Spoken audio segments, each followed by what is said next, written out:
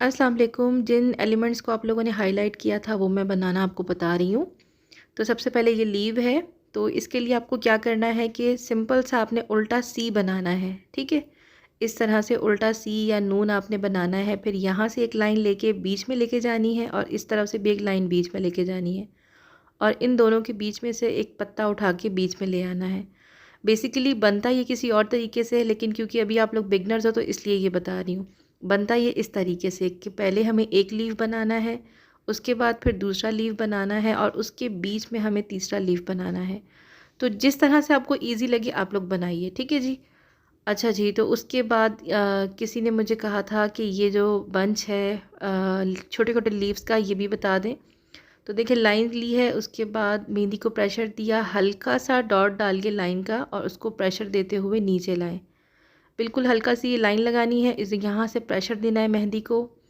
बीच में आके ना आपने अपनी मेहंदी को प्रेशर देना है, ठीक है। ये जो पत्ते हैं ये आपकी मेहंदी के प्रेशर से बनते हैं। हल्का सा प्रेशर कम, उसके बाद बढ़ा के फिर आपने कोने पे हल्का सा कर लेना है, यानी कि बीच वाली साइड पे आपका प्रेशर जो है वो ज़्यादा होगा। अच्छा जी, जो थर्ड फ्लावर आपने मुझे कहा था बनाने के लिए, वो ये छोटा सा मिनी फ्लावर है।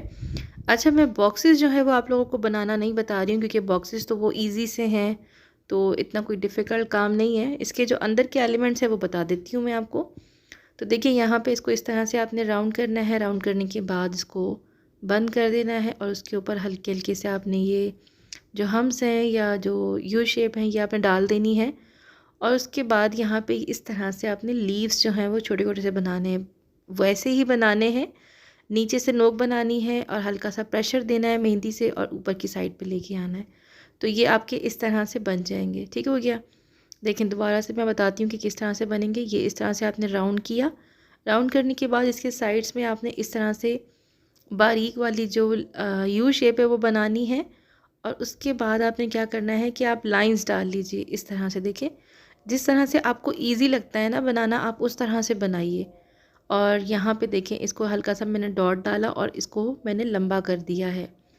तो आपको जिस तरह से भी इजी लगता है आप उस तरह से बनाइए। कोई ज़रूरी नहीं कि जिस तरह से मैं कह रही हूँ, जहाँ पे आपका हाथ चल रहा है, जिस तरह से आपका हाथ चल रहा है वो आपके लिए बेस्ट है, ठीक है।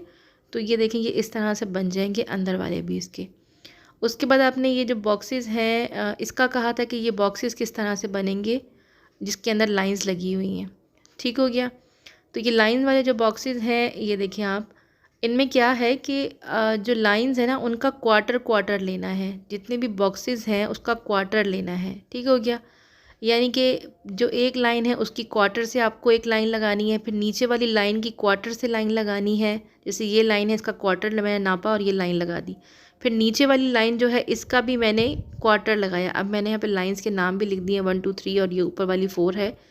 तो देखिए नीचे वाली जो लाइन है इसका भी जो क्वार्टर है मैंने उस पे यहाँ पे लाइन लगाई, फिर इसके क्वार्टर पे लगाई और इस तरह से ये स्क्वायर्स जो हैं ये बहुत प्यारे से इस तरह से बन जाते हैं। और जब आप इस तरह से इनको लाइंस लगा दें, हल्का हल्का सा इनको आपने मोटा कर देना है।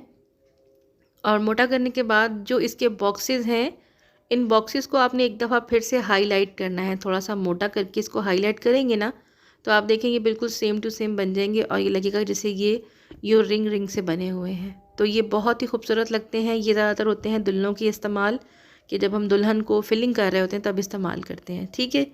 उम्मीद है कि आपको समझ आ गया होगा। और भी कुछ पूछना हो तो पूछ लीजिएगा।